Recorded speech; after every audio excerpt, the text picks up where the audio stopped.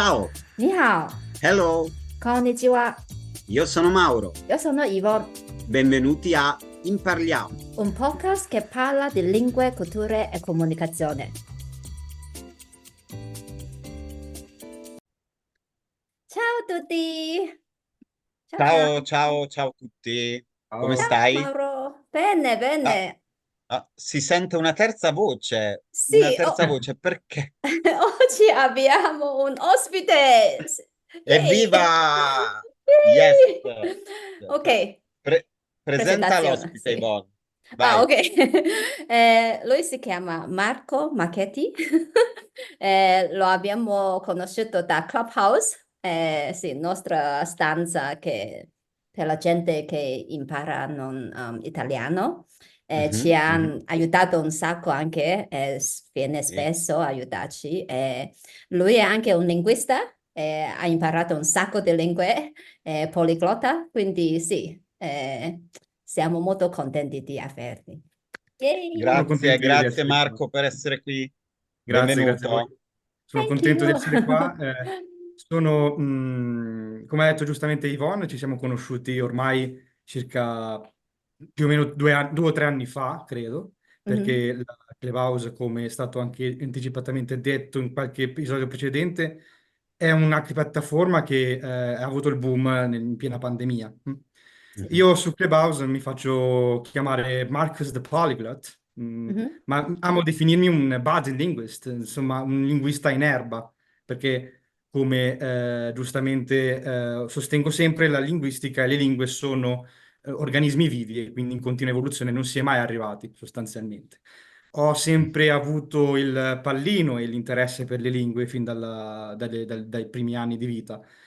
Sono anche un po' forse avvantaggiato perché mio zio vive in Irlanda da tempo e ho mhm. cugini, due cugini entrambi irlandesi, Siobhan e Lorcan, sono due ormai più che adolescenti di parlata inglese madrelingua. Mio zio in famiglia sostanzialmente parla prevalentemente inglese, ma anche qualcosina di italiano, loro qualcosina conoscono. Ma dove è iniziato tutto questo? Diciamo che io già ai primi anni di elementari e medie ho avuto una grandissima interesse verso l'inglese da prima Mhm. Sì. e successivamente arrivavo anche a sognare in inglese alcune volte. Wow. Riuscivo anche a formarmi una sorta di film nel cervello direttamente in inglese. Giocavo anche con mio fratello e gli piazzavo tante di quelle frasi in inglese che lui ha anche assimilato. Lui non parla moltissime lingue, a parte l'italiano, parla poco l'inglese, di conoscenza scolastica, e comprende qualcosina di spagnolo. Io invece ho al mio attivo almeno tre lingue, esclusa l'italiano, quindi inglese, spagnolo e francese.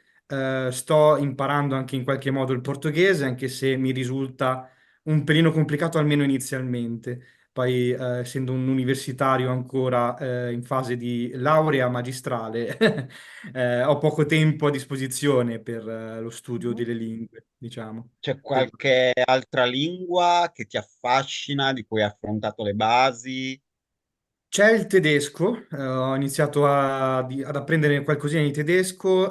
Qui in Valtellina dove sto adesso ho modo di interfacciarmi anche con persone o svizzere o direttamente tedesche, con le quali poter magari anche praticare un po' quel poco di tedesco che so. Ich spreche kein Deutsch, Bene. so it's kind of difficult. Ma diciamo che il mio focus iniziale è stato più che altro sulle lingue germaniche, l'inglese e in parte il Mhm. tedesco, ma poi ho avuto maggiormente più interesse sulle lingue romanze. Lo Ok. spagnolo è una lingua che mi è piaciuta fin da subito. Mhm. Insieme all'inglese, lo spagnolo lo studio da 16 anni più o meno, e quindi è un grosso percorso. Mhm. Essendo che le lingue sono un organismo vivo, devi comunque continuamente mantenerti attivo, update su update, e anche lo slang cambia di continuo. e Mm, Yvonne lo sa sicuramente, noi condividiamo gli studi più o meno sì. in termini linguistici umanistici e quindi è un background knowledge che abbiamo in comune, diciamo. Sì, sì. Però una Eh, domanda, quindi spagnolo hai iniziato da solo o in liceo o quando? Spagnolo l'ho iniziato alle medie, gli Ah, ok. ultimi anni di media, e dopo l'ho portato avanti nel corso delle superiori, Mhm, nella prima carriera universitaria triennale con alti e bassi, perché gli esami di spagnolo, più che altro nell'università dove sono io, a Bergamo, sono mhm, belli tosti, sono esami compositi e molto spesso anche gli stessi nativi fanno fatica a passarli. Questo va Mm. detto perché c'è proprio un'importanza nello spagnolo molto forte e secondo me anche motivata, perché lo spagnolo è una delle lingue maggiormente utilizzate nel mondo. sì. Mhm. Eh, cos'altro? Lo spagnolo mi è piaciuto fin da subito, come ho detto. Alle superiori ho avuto anche iniziali difficoltà, perché sebbene lo spagnolo e l'italiano siano due lingue molto affini, bisogna stare attenti comunque a quelli che vengono chiamati falsos amigos oppure false friends in Mm, inglese, sì, nella certa inglese. E quindi ogni lingua ha le sue, diciamo, difficoltà, per cui non sì, bisogna prendere sì. sotto E gamba e il burro, e il burro. il burro e l'asino. Esatto. Ah, ok. Embarazada. Ok. Che vuol dire incinta, no? Non aver Sì. connotato. Ok, quindi per me una asiatica ho questa domanda, per voi italiani è facile imparare spagnolo? Facilissimo, Eh, no?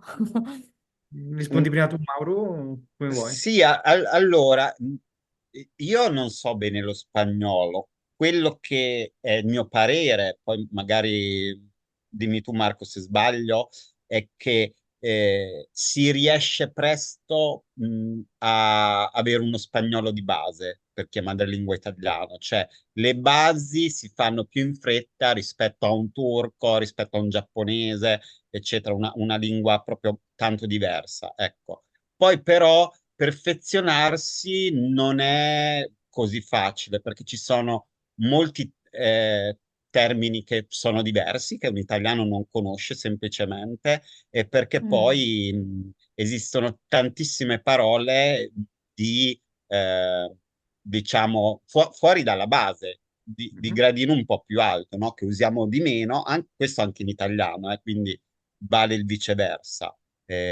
Quindi un esempio pratico, magari non sempre si usa doganale, mhm. ma un italiano sa cos'è, però Sì. non è detto che in spagnolo corrisponda, e infatti non corrisponde, però Mhm, questo fa la differenza, no?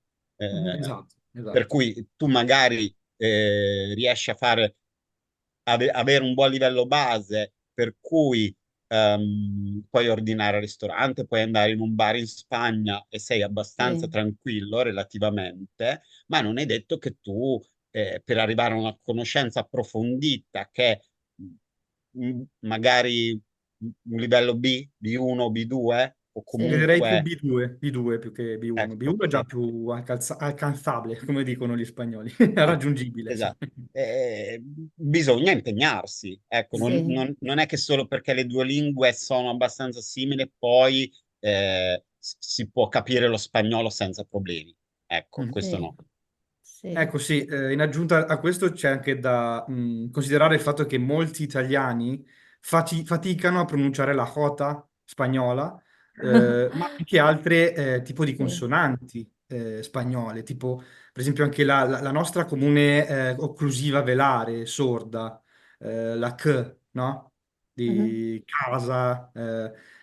In determinate occasioni si pronuncia th, in altre occasioni si pronuncia c, dipende se Mm, è affiancata da una H, in quel sì. caso è C, non è C come in italiano, e moltissime altre particolarità, per cui poi se si prende la variante argentina siamo molto forse più avvantaggiati, perché in Argentina sono molto praticamente quasi tutti italiani, la percentuale di argentini ha discendenze italiane e per cui anche la J non si pronuncia come nella penisola iberica, per cui non è una Mm, J ma è più una G, J sostanzialmente, per cui ci sono varie cose da prendere in Mm. considerazione. ascoltando anche determinati emittenti radio spagnole, viene anche da dire che le varianti diastratiche e diatopiche che Yvonne conosce perfettamente, rientrano nell'ambito linguistico, questo però si va tanto nello specifico, Sì. Sì, sì, sì. sono fondamentali, sono fondamentali. In una regione si parla in un modo, in un'altra regione in un altro. I giovani parlano con uno slang particolare che muta continuamente, quindi è un continuo. Certo, Mm. certo. Mm. In aggiunta, alla mia passione per le lingue, c'è la passione che condivido con Mauro, in questo caso per il cinema. Mauro sa benissimo che il mio film preferito è Blade Runner, sul quale ho fatto anche una tesi di laurea triennale su entrambi i film. Bla- E la passione Blade per il Runner cinema. solo in spagnolo. No, no, no, no. Blade Runner è in lingua originale, ma l'ho guardato ovviamente anche in spagnolo per curiosità, per capire un po' come il doppiaggio fosse curato e devo dire che è curato abbastanza bene, soprattutto la variante latinoamericana più che quella peninsulare iberica. Anche quella peninsulare iberica va detto che è curata bene. E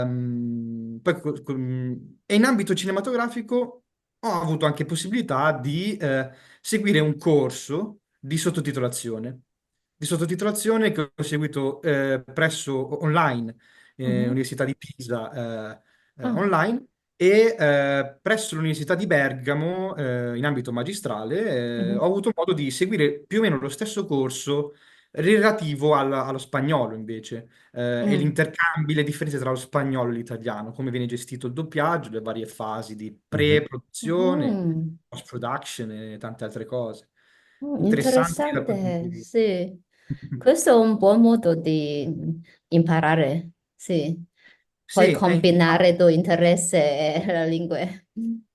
per rispondere alla domanda che ponevi prima, come fai a non confonderti Sì, perché è tra simile. l'italiano? Tutte le lingue Eh, romanze. Io devi- smetto, ho smesso di imparare spagnolo perché mi confonde troppo con italiano, non riesco, quindi non so come fate imparare due o tre lingue romanze. A me succede spesso, anche se può sembrare il contrario, che quando parlo spagnolo mi escono parole in francese e viceversa. Ho Eh, notato che la somiglianza tra il francese e lo spagnolo è abbastanza importante e forse anche maggiore rispetto a quella tra italiano e spagnolo, manco a Mm, dirlo. Uno potrebbe pensare il contrario, ma sì. in base a determinate analisi che ho fatto e ricerche, pare che più o meno l'80% di similitudine tra l'italiano e il francese, tra lo spagnolo e il francese, mm. è, diciamo un dato statistico. Ma è E, solo spelling, solo visivo, o anche perché suonano molto diversamente. molto sì. Ah, sì, molto interessante. Ah, mi hai Sì. sentito adesso? Sì, sì, Scusa, sì, ho sì, sì, perso sì. la Diciamo che- connessione. ma dicevo che Che... è simile il suono, assolutamente, non solo dal punto di vista spelling, ma anche Ah, dal punto di vista sonoro. Può creare difficoltà perché voi lo sapete, su Clubhouse io ho modo di interfacciarmi, noi abbiamo modo di interfacciarci con tante realtà, tante Mhm, persone da tutto il globo. E mi capita spesso anche in house nel quale faccio parte come Mediterranean Languages, che è una mhm. house importante alla quale collaboro spesso, Mm, di passare da una lingua all'altra continuamente, tra italiano, spagnolo, mm, francese, a volte anche portoghese, mm, nonostante io lo parli non troppo bene. Ma diciamo che a volte mi succede, forse è dipeso dalla pratica. Quando ti impratichisci, mhm, termine abbastanza complesso in italiano, ti viene di parlare un po' a manetta, a braccio, senza neanche pensarci a quello che dici. E molto spesso sulla base di chi ho di fronte o che io sto ascoltando, se per esempio mi arriva una persona, si presenta in francese, io scelgo quella lingua, mhm, non penso a quello che devo dire, lo dico direttamente in francese. Ma mhm. questa è questione di pratica ed è un po' Sì. diverso dal code switching. Mm, perché quello richiede forse un po' più di pratica, mi viene da dire. mhm. Però forse è anche come uno lo vive che fa un po' la differenza, no? Nel senso che io noto questo, che se a un certo punto si affronta un discorso in un linguaggio e poi un poliglotta per qualche motivo inserisce delle parole di un'altra lingua, perché magari proprio in quel momento c'è un minimo di code switching, di confusione, di s- difficoltà di controllo magari sul linguaggio target, il linguaggio scelto. Ehm, C'è chi lo vive come una cosa problematica, anche imbarazzante, comincia a dire, oddio, scusa, no, non volevo dire, e lo sente come un fallimento. Oppure c'è chi ci ride su, no? Ah, pensa tu, ho infilato questa parola in turco, ma volevo dirlo in Mm, finlandese, sì, capito? Eh, Assolutamente. e, e questo secondo me cambia molto le cose. Cioè, Esatto. comunque, se riesci a scherzarci sopra, a divertirti per il fatto che comunque a volte non abbiamo un controllo totale quando sappiamo molte lingue, sicuramente le cose sono migliori. Sì, le cose migliorano, sì, sì. Devo dire che quello che hai sollevato tu, l'aspetto che hai sollevato tu è veramente importante perché se si considera il processo di apprendimento delle lingue come un, passatemi in termine, tra virgolette, gioco, sì, divertimento, passione, anche se uno dovesse inserire delle parole così di un'altra lingua nel contesto di un discorso, per esempio, mettiamo a caso in inglese, e inserisce una parola in spagnolo, eh, non è un grosso guaio, assolutamente, perché ci si scherza su, si dice, eh, si entra più nell'empatia della persona in quel caso, perché quando si parla, una serie di cose da considerare sono anche date dal mood del momento, dal stato animico, stato d'animo del momento. Uno magari è stressato e non riesce a parlare come vorrebbe, non riesce a formulare le frasi come vorrebbe, magari è un po' stanco, magari è un po' triste, tante questioni da considerare. Non ultima, anche non ultima in caso di importanza, è quello che viene chiamato il canale di comunicazione, perché il codice linguistico, che è la lingua, è un conto, ma se siamo per esempio in remoto, come in questo caso per esempio, no? Il canale è molto importante. A volte ci sono interferenze, ci sono interruzioni di linea, ci sono sì, problemi infrastrutturali e quindi anche lì si possono causare misunderstanding o appunto sì, fraintendimenti, anche troncature, frasi lasciate mozze, no? In qualche modo. E questo però è molto molto specifico della lingua e riguarda anche molto, diciamo, la comunicazione in genere, che è abbastanza preoccupante, cioè difficoltosa di per sé. La comunicazione è molto difficoltosa di per sé. E qui entra anche in gioco l'aspetto psicologico, empatico e tante altre questioni molto più specifiche, mi viene da dire. Certo. wow, wow. Ok, questo discorso mi ha fatto pensare un altro, un sacco di domande, però ok, devo scegliere uno o Eh due. sì, Bonfi, non puoi fare 114 domande al povero No, Marco, scusa. quindi devi scegliere. Quindi, ok, una domanda, perché per le persone che vogliono diventare poliglotta come te, come me, come si fa? Perché ho capito che tu hai frequentato classe alla scuola, università, hai visto film in lingue straniere, cos'altro che hai fatto? Hai come una schema, una routine che fai ogni giorno o come fai a imparare tutte e tre, quattro lingue o Ah, mantenerli? Mhm. credo che la chiave, una delle possibili chiavi, non ho la verità in tasca come è noto, ma comunque ognuno ha il suo metodo specifico. Credo che una possibilità potrebbe essere quella di praticare molto la lingua o le lingue Mm, che si vogliono scegliere come target, come mhm, obiettivi, anche, come mete. A volte partiamo con una lingua che ci sembra impossibile mhm. e ci demoralizziamo.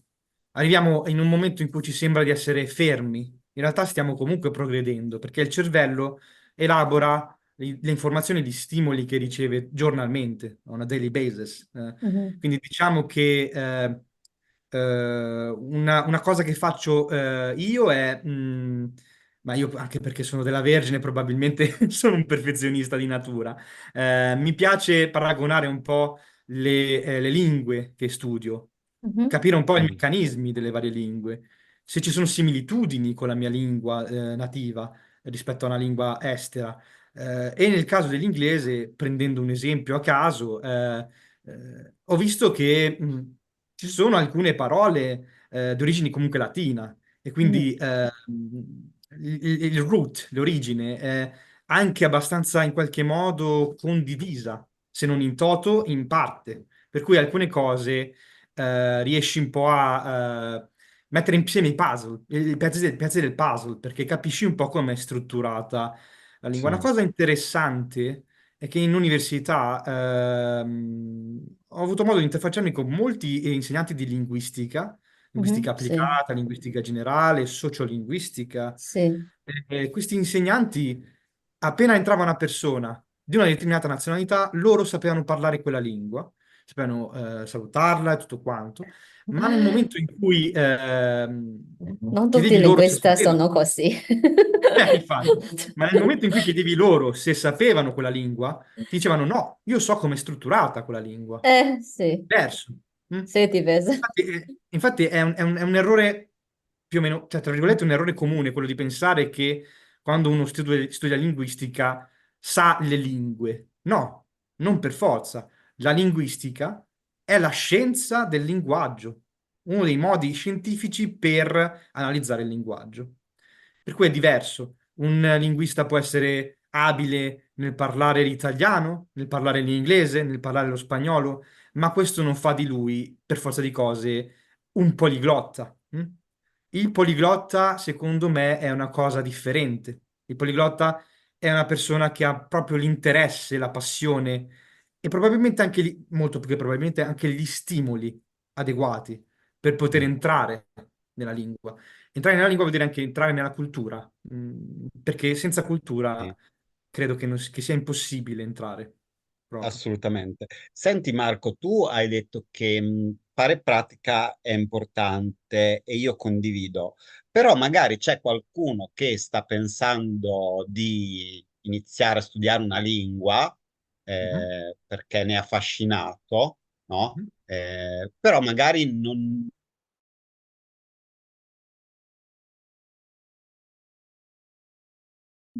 piacerebbe imparare il russo, ma non ho amici mhm. russi con cui poterlo poi praticare. Quindi, secondo te, quale potrebbe essere un modo per affrontare questo problema?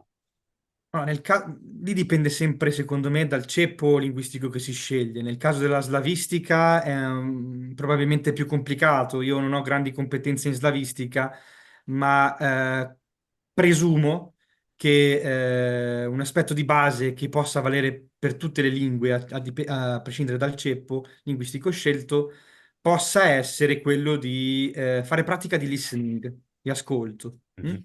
Il podcast è una delle tanti stimoli che abbiamo a disposizione per poter entrare nella lingua, no? E ultimamente con l'internet, con YouTube, con Spotify, con tante altre piattaforme abbiamo la possibilità di entrare pienamente nel listening e quindi imparare un po', affinare di più l'orecchio. Il problema, tra virgolette, che potrebbe anche non essere un problema, potrebbe essere uno sprono, un challenge, una sfida, un desafio, come dicono gli spagnoli, per poter apprendere la lingua, se si piacciono le sfide, è quello di lanciarsi, per esempio tu hai preso l'esempio del russo, ma può valere anche per il cinese, per il giapponese, per il turco, per altre lingue che hanno un sistema grafico leggermente differente. Anche l'arabo, per esempio, ha un sistema grafico differente. Certo. Uno può scegliere di seguire lezioni private, lì però Mhm. ovviamente in base al budget che si ha a disposizione, ma certo. ultimamente, con i tempi che corrono, è molto più semplice, tra virgolette, avere un approccio diretto anche su YouTube, con corsi free o parzialmente free, per poter imparare l'alfabetizzazione, che è importante anche in quel caso.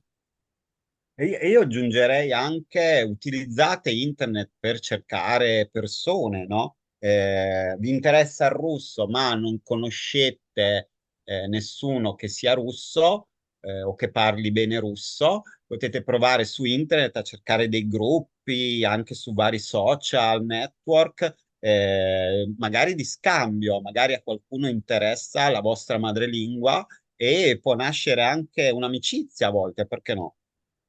Certo, assolutamente, come Sì, del resto facciamo anche noi con Clubhouse, Sì, che è una esatto, sì. piattaforma... esatto. Language buddy. Esatto, Language Party, yeah. Sì, Everybody there. un signore un po' Polyglot, un esperto di Polyglot, una volta su TikTok ha suggerito anche l'idea di language mama, che Mhm. ogni studente ha bisogno di una language mama che ha tanta pazienza di parlare con te, insegnarti così. Sì, come quando Giusto, eravamo piccoli, no? Sì. giusto, giusto. Ok, mia ultima domanda è quale lingua nella fila, come si dice, lined up? Sì, hai pensato quale sarebbe la prossima o prossime lingue che vuoi imparare? Io, essendo un grande perfezionista e cercando sempre di alzare l'asticella e superare me stesso, tempo fa avevo iniziato simultaneamente a imparare, quantomeno a iniziare o cercare di apprendere allo stesso tempo sia il tedesco che il giapponese. Una cosa Ah, un po' pazza, diciamo. E in questo scopo, in questo senso, avevo utilizzato un'applicazione, stavo utilizzando ancora un'applicazione che mi ha consigliato una nostra amica di Clubhouse, mhm, Boji, un'applicazione parzialmente free, perché puoi anche decidere di pagare per un planning, per mhm, un programma, per un planning di lezioni e approfondire la conoscenza di una determinata lingua che scegli. Con Busu ho anche iniziato a studiare il portoghese, mhm, anche in vista della reunion dell'anno scorso che abbiamo fatto a Lisbona con il Mediterranean Languages Club di mhm, Clubhouse. E per cui ho iniziato un po' a espandere un po' i miei orizzonti. mm, Per quanto riguarda il tedesco, ho preso invece anche un libro da autodidatta per cercare di capire quantomeno le basi della lingua. Va detto che le uniche nozioni di latino che ho fatto in vita mia le ho fatte in università e sappiamo bene che il latino può essere un aiuto nel momento in cui ci si accinge a cercare di apprendere il tedesco, Sì, perché la per struttura è la un po' questione dei simile. casi. Esatto, i casi, genitivo, dativo e Mm, tante mm. altre mhm. questioni. Sì. Il tedesco è una lingua che mi affascina, infatti credo che possa essere quella, per rispondere in definitiva alla tua domanda, la prossima lingua target. Sì. Anche perché essendo lingua germanica e l'inglese si dice spesso che è un tedesco, in realtà è il tedesco, non è l'inglese, perché l'Old Norse, per esempio, l'Old Norse era una lingua molto conosciuta e molto Mhm. simile al tedesco, no? Quindi insomma, per Marco, cui possiamo diventare German Buddies perché German anche Buddies. io ho iniziato con le basi del tedesco, quindi possiamo Ah, studiare un po' anche io tedesco. aggiungo. E possiamo confrontarci Dai. un po'. Ah, Cambiamo allora, la lingua del canale di questo podcast allora.